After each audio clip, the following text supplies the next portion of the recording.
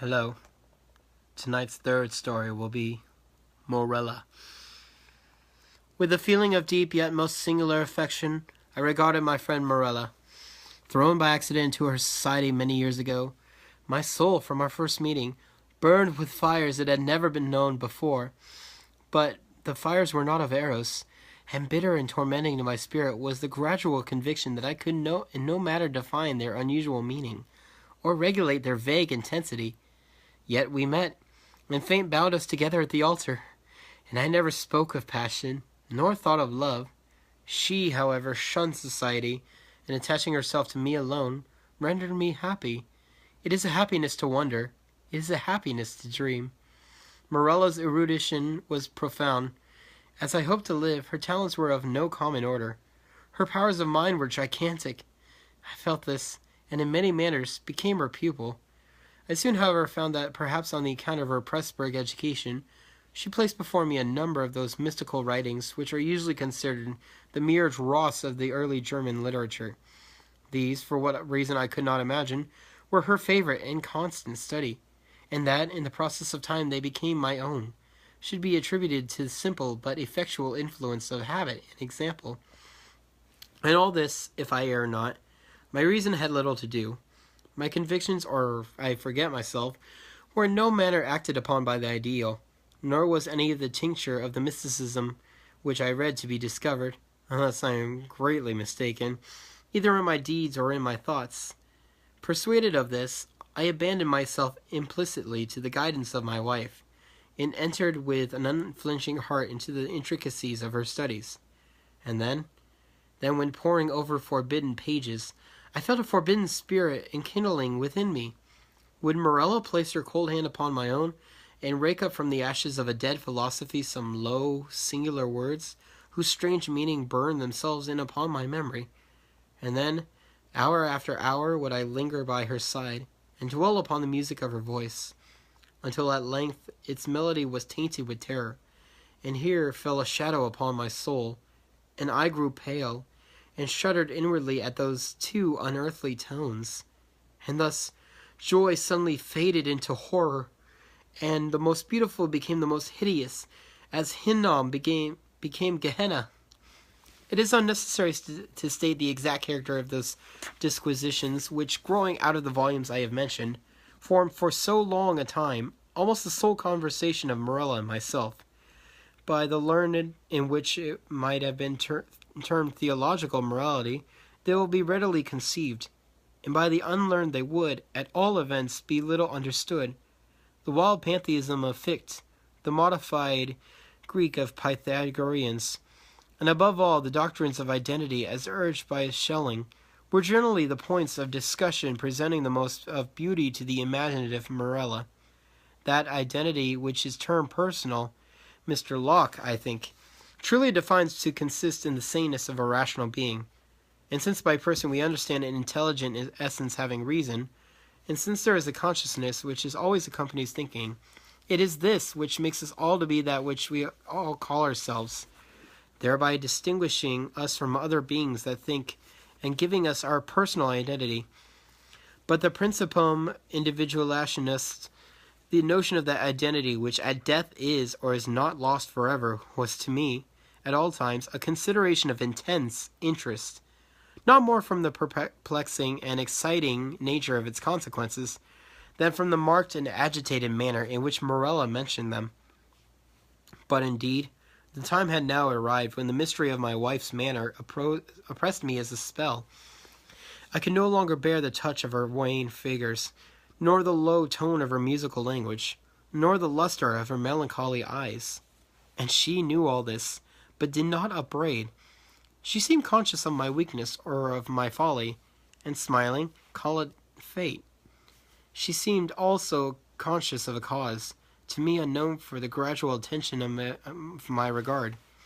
But she gave me no hint or token of its nature. Yet was she woman, and pined away daily. In time the crimson spots settled steadily upon the cheek, and the blue veins upon the pale forehead became prominent, and in one instant my nature melted into pity, but in the next, amid the glance of her meaning eyes, and then my soul sickened. It became giddy with the giddiness of one who gazes downward into some dreary and unfathomable abyss. Shall I then say that I longed with earnest and consuming desire for the moment of Morella's decease? I did, but the fragile spirit clung to its tenement of clay for many days, for many weeks and irksome months, until my tortured nerves obtained the mastery over my mind, and I grew furious through delay, and with the heart of a fiend cursed the days and the hours, and the bitter moments which seemed to lengthen and lengthen as her gentle life declined, like shadows in the dying of the day. But one autumnal evening, when the winds lay still in heaven, Morella called me to her bedside. There was a dim mist over all the earth, and a warm glow upon the waters, and amid the rich October leaves of the forest, a rainbow from the firmament had surely fallen. "It is a day of days," she said, as I approached. "A day of all days, either to live or die. It is a fair day for the sons of earth and life. Ah, more fair for the daughters of heaven and death." I kissed her forehead, and she continued, "I am dying, yet I shall live." "Morella!" "The days have never been when thou couldst love me, but her whom in life thou didst abhor, in death thou shalt adore." "Morella!" "I repeat that I am dying, but within me is a pledge of that affection. Ah, how little, which thou didst feel for me, Morella. And when my spirit departs shall the child live, thy child and mine, Morella's. But thy days shall be days of sorrow, that sorrow which is the most lasting of impressions, as the cypress is the most enduring of trees. For the hours of thy happiness are over, and joy is not gathered twice in a life, as the roses of Paestum twice in a year. Thou shalt no longer then play the Teian but with time, but being ignorant of the myrtle and the vine, thou shalt bear about with thee thy shroud on the earth, as do the Moslemin at Mecca." "Morella!" I cried. "Morella! How knowest thou this?" But she turned away her face upon the pillow, and a slight tremor coming over her limbs. She thus died, and I heard her voice no more. Yet, as she had foretold, her child, to which in dying she had given birth, which breathed not until the mother breathed no more, her child, a daughter, lived. And she grew strangely in stature and intellect, and was the perfect resemblance of her who had departed. And I loved her with a love more fervent than I had believed it possible to feel any denizen of earth. But ere long, the heaven of this pure affection became darkened, and gloom and horror and grief swept over in its clouds. I saw the child grew strangely in stature and intelligence. Strange indeed was her rapid increase in bodily size, but terrible, oh, terrible were the tumultuous thoughts which crowded upon me while watching the development of her mental being. Could it be otherwise, when I had daily discovered in the conceptions of the child the adult powers and faculties of the woman? When the lessons of experience fell from the lips of infancy? And when the wisdom or the passions of maturity I found hourly gleaming from its full and speculative eye? When, I say, all this became evident to my appalled senses, when I could no longer hide it from my soul, nor throw it off from those perceptions which trembled to receive it, is it to be wondered at that suspicions of a nature fearful and exciting crept in upon my spirit, or that my thoughts fell back aghast upon the wild tales and thrilling theories of the entombed Morella? I snatched from the scrutiny of the world a being whom destiny compelled me to adore, and in the rigorous seclusion of my home, watched with an agonizing anxiety over which all concerned the beloved. And as the years rolled away, and I gazed day after day upon her holy and mild and eloquent face, and pored over her maturing form, day after day did I discover new points of resemblance in the child to her mother, the melancholy and the dead. And hourly grew darker these shadows of similitude, and more full and more definite, and more perplexing, and more hideously terrible in their aspect.